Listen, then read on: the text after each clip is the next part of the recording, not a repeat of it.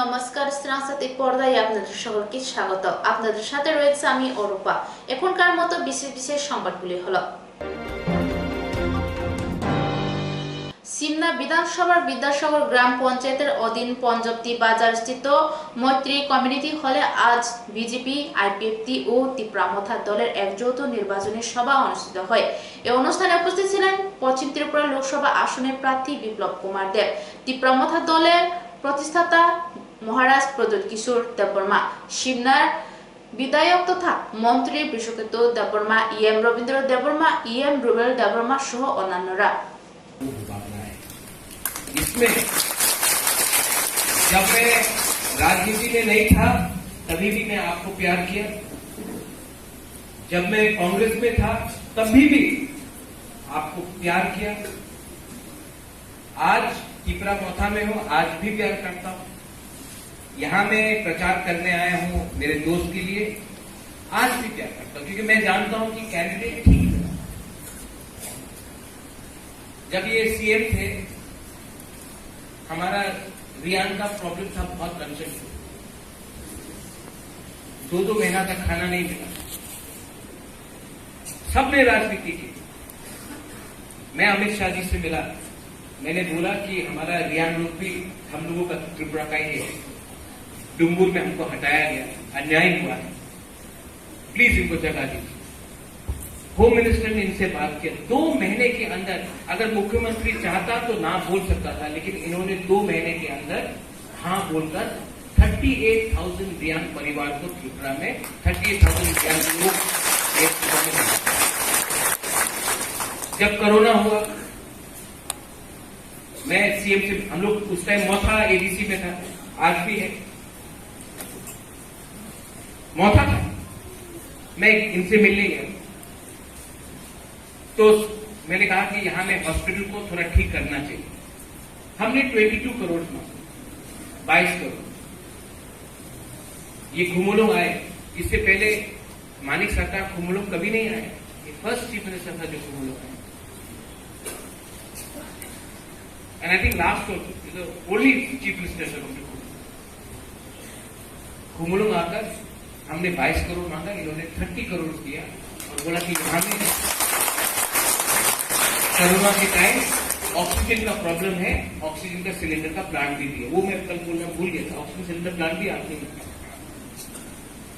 तो जिसके दिल में हम लोग टीपरासा के लिए प्यार है, मैं उनके साथ था। जिनके लिए टीपरासा के दिल में प्यार नहीं है, मैं उनको इज्जत दूंगा, लेकिन मैं उनके संग काम नहीं करूंगा। जाहिर बात बोल, प्यार तभी होता है जब सम्मान मिलता है, और हमारा परिवार ने सम्मान सबको दिया। कभी गुरु रविंद्रनाथ टैगोर को दिया, उन्होंने हमें सम्मान दिया, हमने उनको सम्मान दिया, जगदीश चंद्र बोस को सम्मान दिया। आज जो त्रिपुरा में एक, जब आप देखते हैं त्रिपुरा के बारे, मां त्रिपुरा सुंदरी के बारे, तो हमारा राजा महाराजा ने बहुत चीज किया त्रिपुरा। जनजाति भाई বোনদেরকে আর বাকি সবের মধ্যে যারা গরিবী রেখার নিচে আছেন তাদেরকে দেওয়ার ব্যবস্থা মাননীয় প্রধানমন্ত্রী নরেন্দ্র ভাই মোদী করেছে বন্ধুরা। আর কমিউনিস্টের সময়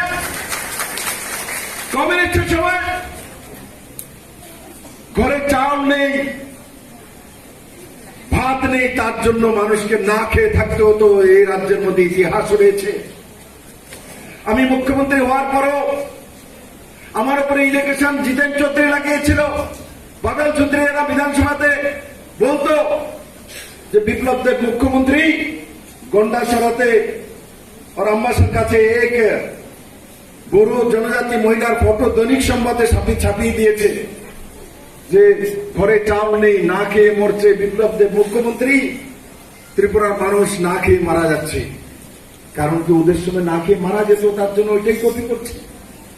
আমি তো বিপ্লব দেব, আমি তো মহারাজার বন্ধু, আমি এইভাবে বসার নয়। রবিবার আগরতলার 4 বরজলা ভারতীয় জনতা পার্টির পৃষ্ঠ প্রমুখ সম্মেলন করা হয়। সেই দিনের সম্মেলনে উপস্থিত ছিলেন রাজ্যের বিজেপি প্রদেশ সভাপতি রাজীব ভট্টাচার্য, পশ্চিম ত্রিপুরা লোকসভা আসনের বিজেপি মনোনীত প্রার্থী বিপ্লব কুমার দেব, 4 বরজলা মণ্ডল কার্যকর্তা সহ অন্যান্যরা। দাদা কামনা করে আমার জন্য লড়াই করে ভোট আনার দরকার নেই বন্ধুরা। সিপিএম এখনো করে তার বাড়িতে গিয়ে যদি বলেন যে বিপ্লব দেবের ভোট দেন, আশীর্বাদ দেন, আপনারা আশীর্বাদ পাইয়ে দেবেন আমার মিত্র। কারণ কি, যারা সিপিএম করেছে তারা বুঝে গেছে তারা ভুলবশত সিপিএম করেছে, কারণ তখন বিজেপি ছিল না। বিজেপি যদি থাকতো তখনও তারা সিপিএম করতো না। আজকে বিজেপিতে কারা এসছে?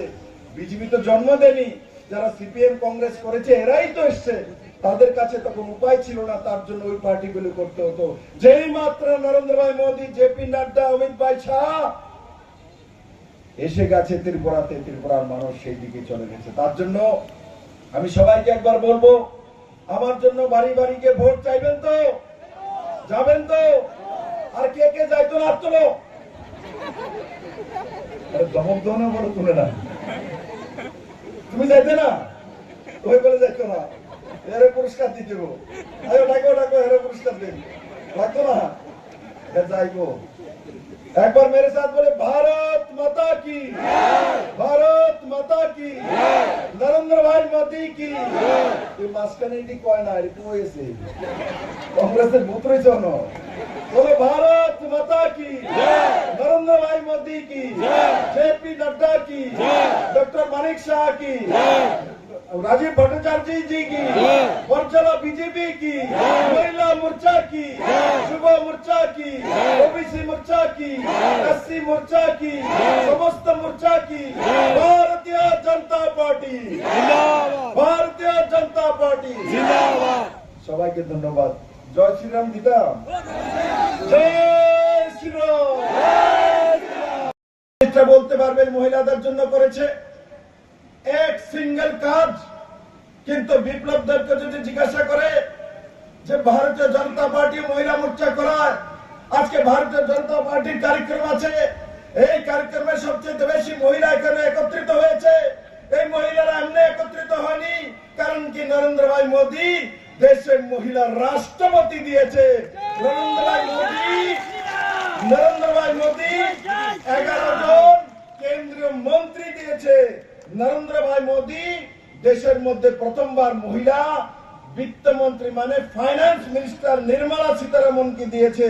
নরেন্দ্র ভাই মোদী মহিলাদেরকে 33% রিজার্ভেশন এমএলএ এমপি হওয়ার জন্য দিয়েছে। ত্রিপুরা সরকার 33% রিজার্ভেশন মহিলাদেরকে সরকারি চাকরি পাওয়ার জন্য দিয়েছে। 3 তালাক মহিলাদের জন্য, তাদেরকে রক্ষা করার জন্য নরেন্দ্র ভাই মোদী 3 তালাকের সমাপ্ত করেছে। 18 বছর বয়সে মহিলাদেরকে বিবাহ দিয়ে দেওয়া হতো, আর পুরুষদেরকে 21 বছরে বিবাহের এজ হতো। নরেন্দ্র ভাই মোদী 21 বছর বরাবর করে দিয়েছে।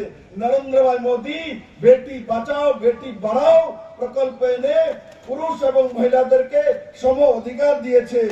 নরেন্দ্র ভাই মোদী কোন 18 বছরের নিচে কোন মহিলাকে যদি রেপ করা হয় তাকে ফাঁসির সাজা দেওয়ার ব্যবস্থা নরেন্দ্র ভাই মোদী করেছে।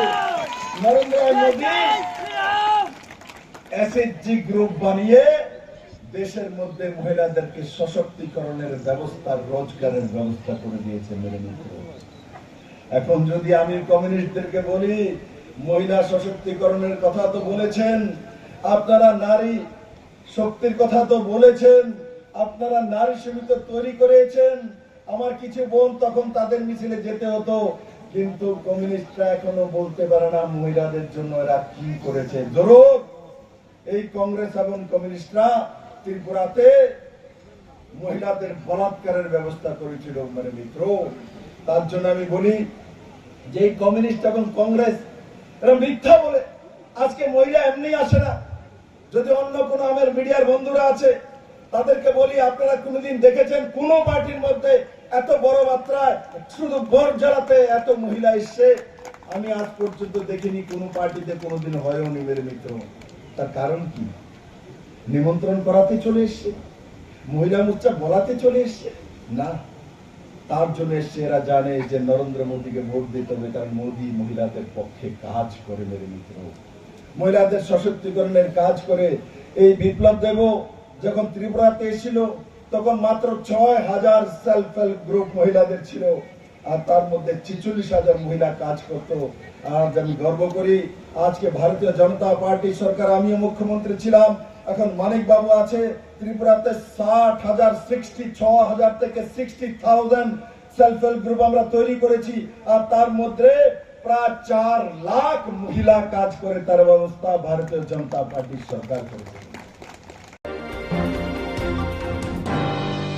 নিখিল ত্রিপুরা শ্রী শ্রী হরিভক্তি প্রচারিণী সবার 7 দিনব্যাপী বার্ষিক ধর্মীয় অনুষ্ঠানে রবিবার এক স্বেচ্ছায় রক্তদান শিবিরের আয়োজন করা হয়েছে। সেন্ট্রাল রোড শিব বাড়িতে এই রক্তদান শিবির উদ্বোধন হিসেবে উপস্থিত ছিলেন মেয়র দীপক মজুমদার, তাছাড়া উপস্থিত ছিলেন কর্পোরেটর রত্না দত্ত, তাছাড়া ছিলেন প্রভুপাদ নৃত্য গোপাল গোস্বামী ও প্রভুপাদ প্রেম গোপাল গোস্বামী। বিভিন্ন স্বেচ্ছাসেবী সংগঠন, ধর্মীয় প্রতিষ্ঠান, ব্যক্তি কাছে আবেদন রেখেছিলেন যে আমাদের এই রাজ্যে 12টি সরকারি অনুমোদিত ব্লাড ব্যাংক এবং 2টি বেসরকারি ব্লাড ব্যাংক থাকে, তার চাহিদার যে ভারসাম্য সেটা কিন্তু রক্ষা করে রক্তদান শিবির যোগান এবং চাহিদার মধ্যে।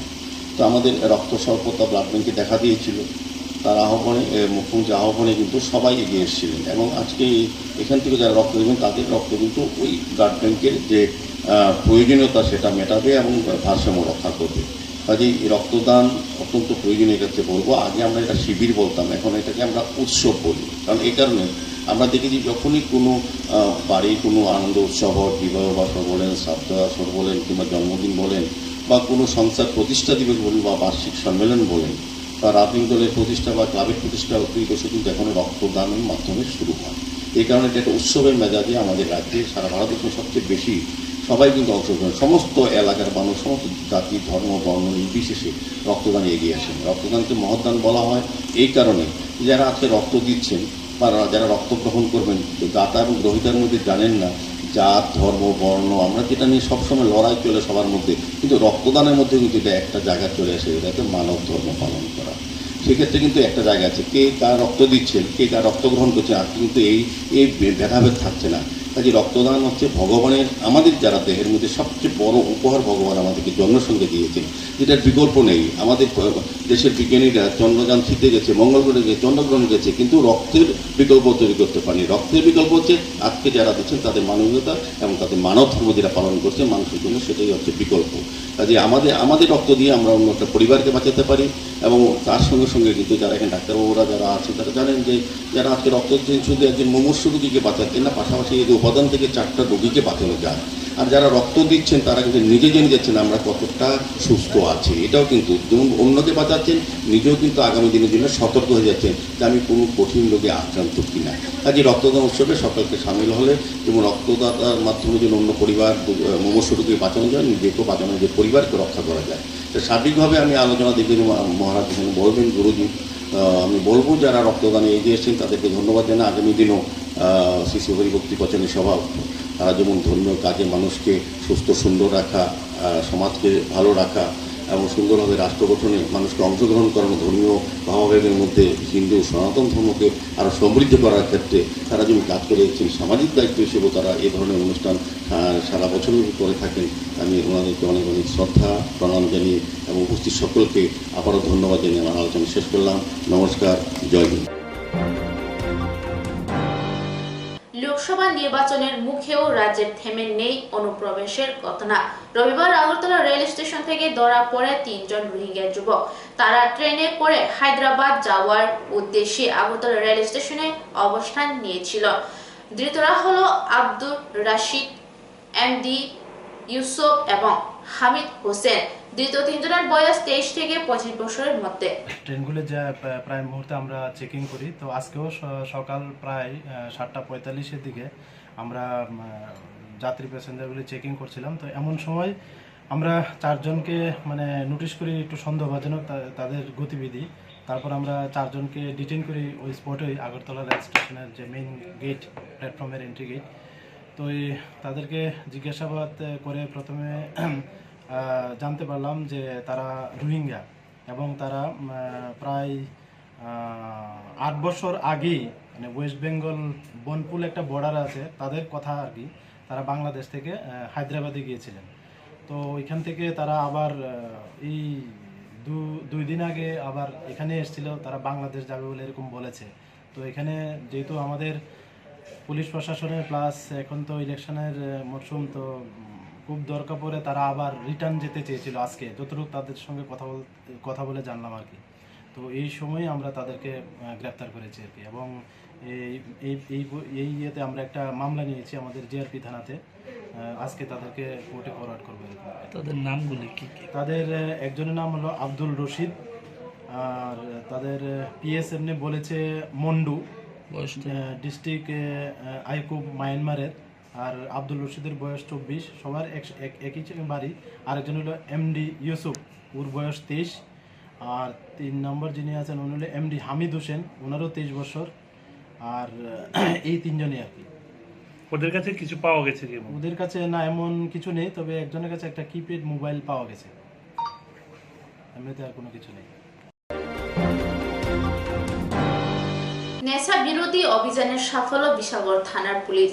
অটো গাড়িতে করে গাঁজা পাচারের সময় গাড়ির সহ 60 কেজি শুকনো গাঁজা উদ্ধার। ঘটনা বিশালগড় থানাধীন গনিয়ামারা এলাকায়। 11:30টার সময় আমাদের যারা police officer sub inspector Kapil Pal এবং এএসআই মধু চক্রবর্তী তারা রুটিন ভেহিকেল চেকিংয়ে ছিল।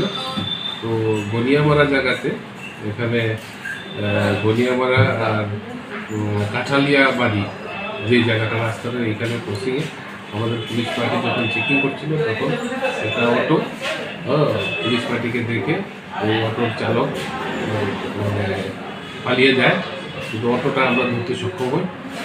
অটোটার নাম্বার হচ্ছে TR07A2649। সেই অটোটাকে তল্লাশি চালিয়ে এখান থেকে অনুমান 66 কেজি গাঁজা আমরা বরামদ করি এবং তা সিজ করে আমরা এটা NDPS অ্যাক্টে আমরা কেস দিচ্ছি। অটোটা কি প্যাসেঞ্জার অটো স্যার?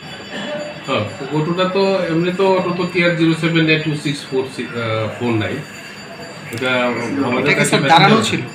এটা কি দাঁড়ানো ছিল? না, দাঁড়ানো ছিল না স্যার। ড্রাইভারটা তাহলে কোথায়? ড্রাইভার তো বললাম তো, পুলিশ পার্টি যখন চেকিং করছে একটা নির্দিষ্ট স্থানের দূরে থেকে তারা পুলিশ পার্টিকে দেখে ড্রাইভার পালিয়ে যেতে সক্ষম হয়, কিন্তু আমরা অটোটাকে আমরা সিজার করি, নিয়ে আসি। স্যার তার গাড়ির মালিকের কোনো খোঁজখবর পাওয়া গেছে স্যার? রেকর্ড অনুযায়ী তো গাড়ির মালিকের নাম রাজু দাস এরকম এসেছে, তবে আমরা চালক, গাড়ির মালিক এবং যারা যারা এটার সঙ্গে যুক্ত আছে তারা প্রত্যেকের বিরুদ্ধে আমরা NDPS অ্যাক্টে আমরা এটি কেস দিচ্ছি। ত্রিপুরা গ্রামীণ ব্যাংকের আর্থিক সহযোগিতায় আগরতলা প্রেস ক্লাবের 40 বছর পূর্তি উপলক্ষে অনুষ্ঠিত হলো বার্ষিক ক্রীড়া প্রতিযোগিতা।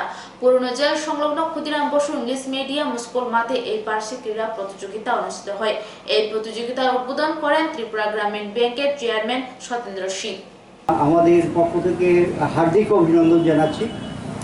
গ্রামীণ ব্যাংক আমাদের সুবিধ এবং প্রত্যেক বছর আমাদেরকে এই খেলাটি করতে তারা সাহায্য করে। হ্যাঁ, তো এর জন্য আমি আবারও ধন্যবাদ জানাচ্ছি।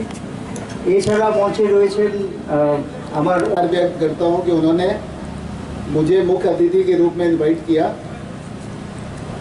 आज उनकी 40th एनिवर्सरी भी है, तो इस अवसर पे मैं त्रिपुरा ग्रामीण बैंक की तरफ से प्रेस क्लब के सारे सदस्यों को, उनके ऑफिशियल्स को तहे दिल से आभार व्यक्त करता हूं, धन्यवाद देता हूं कि ये प्रेस क्लब ऐसे ही आयोजन करता रहे और अगरतला के और त्रिपुरा के ग्रोथ में उनका कंट्रीब्यूशन हो। इसके साथ ही यहाँ पे उनके परिवारजन भी आए हुए हैं, प्लस बच्चे भी हैं जो आज के एनुअल स्पोर्ट्स मीट में वो पार्टिसिपेट करेंगे। तो हम लोग उनको इस स्पोर्ट्स में विजयी होने के लिए बहुत बहुत धन्यवाद देते हैं और ये आशा करते हैं कि ये जो खेल है वो खेल भावना के साथ खेलेंगे और विजयी होंगे। इसी के साथ पुनः मैं अगरतला प्रेस क्लब को बहुत बहुत धन्यवाद। Thank you. রাজধানীর বয়েজ বর্জং স্কুলের মিড ডে মিল কক্ষে চুরি কাণ্ডে উদ্ধার হলো 2টি গ্যাসের চুলি। গ্রেপ্তার 4 জন চোর। তাদের কাছ থেকে উদ্ধার করা হয়েছে একটি LED টিভিও। রাজধানী পূর্ব থানা এলাকার দাগি চোর সুনীল দেববর্মাকে গ্রেপ্তার করার পরে স্কুলে চুরি যাওয়া গ্যাসের চুলি উদ্ধার করতে সক্ষম হয় পুলিশ। পাশাপাশি তার 3 সহযোগিতাকেও গ্রেপ্তার করে নিয়েছে পূর্ব থানার পুলিশ। অ্যাকচুয়ালি প্রথমে আমাদের টাউনের বয়েজ বুদ্ধং স্কুলের প্রিন্সিপাল সুব্রত ভট্টাচার্য মহাশয় আমাদের থানাতে এসছেন। ওনাদের স্কুলের যে মিড ডে মিলের যে কাজ চলে, সেই মিড ডে মিলের রান্নার জন্য গ্যাসের চুল্লি আছে দুটো চুরি হয়েছে। তো অ্যাকচুয়ালি এখন স্কুলে মিড ডে মিল এক্সামের জন্য বন্ধ আছে, তো মিড ডে মিল রুমটা বন্ধই ছিল। তো উনি 12 তারিখ আমাদের এখানে বারবিলি একটা ইনফরমেশান দিয়েছেন, ঘরটা খুলে দেখে চুল্লিগুলো নেই। তো গতকালকে উনি এসে আমাদের এখানে একটা রিটেন কমপ্লেন দিয়েছে। তো সেই মোতাবেক আমরা আমাদের যে স্টাফ এবং আদার অফিসার্সরা যারা আছে তাদের আমরা কাজে লাগাই এবং সাসপেক্টেড হিসাবে আমরা প্রথমে সুনীল দেববর্মা একজন আছে আমাদের এলাকাতেই, সে ঘোরাঘোরা করে বটতলা এবং গুলবাজার এরিয়াতে। সে প্রিভিয়াসলি আরও অনেক কেসে অ্যারেস্ট হয়েছে আমাদের এখানে। তো তাকে আমরা তুলে আনি, তাকে জিজ্ঞাসাবাদ করার পর সে কনফেস করেছে যে সে এই স্কুলের চুল্লিগুলি আরও কিছুদিন আগেই চুরি করেছে। তো বিক্রি করেনি, এগুলাকে সে কনসিল করে রেখেছে। লালমাটি একটা নতুন অ্যাবান্ডন কনস্ট্রাকশন বিল্ডিং হচ্ছে, সেখানে কনসিল করে রেখেছে। তখন তাকে নিয়ে গিয়ে আমাদের অফিসার এবং স্টাফ চুল্লিগুলো সেখান থেকে রিকভারি করে এবং তাকে জিজ্ঞাসাবাদ করার পর তার সাথে আর কারা কারা ছিল জানতে পারি। তখন বিজয় বিশ্বাস, গোপাল গুপ্ত এবং ভানু দেবনাথ, তারা 3 জনও তার সাথে ছিল। তাদেরও আমরা এই এলাকা থেকেই, গুলবাজার এরিয়া থেকে আমরা তুলি। তাদের জিজ্ঞাসাবাদ করার পর জানতে পারি যে তাদের কাছে একটা টিভিও আছে। টিভিটা এতে ভানু আপনার যে ওল্ড সেন্ট্রাল যে এখানে একটা নিউ কনস্ট্রাকশন বিল্ডিং হচ্ছে সেখানে কনসিল করে রেখেছে। তো সেখান থেকে আমরা টিভিটা রিকভারি করেছি। যদিও টিভিটা মিসিং বা চুরির ব্যাপারে আমাদের রিটেন কমপ্লেন নেই, তাদের জিজ্ঞাসাবাদ করার পর আমরা জানতে পারি যে টিভিটা ইয়ের থেকে আপনার মান্দাই দিক থেকে কোথায় থেকে তারা চুরি করেছে। তো বিক্রি করতে পারিনি, সেটা আমরা রিকভারি করেছি। এখানে রিসেন্টলি 1-2টা ইনসিডেন্ট হচ্ছে, আমরা তাদের মধ্যে থেকে তাদের রিমান্ডে এনে আরও দেখব আর কোন চুরির কেসে তারা ইনভলভ আছে এবং কারা কারা আরও জড়িত আছে তাদেরও আমরা ডিটেইন করার চেষ্টা করি। এখন পর্যন্ত আমরা 4 জনকে অ্যারেস্ট করেছি। এখনকার মতো সংবাদ এখনই শেষ হলো। পরবর্তী সংবাদের জন্য চোখ রাখুন শ্রাংসাতিক পর্দায়।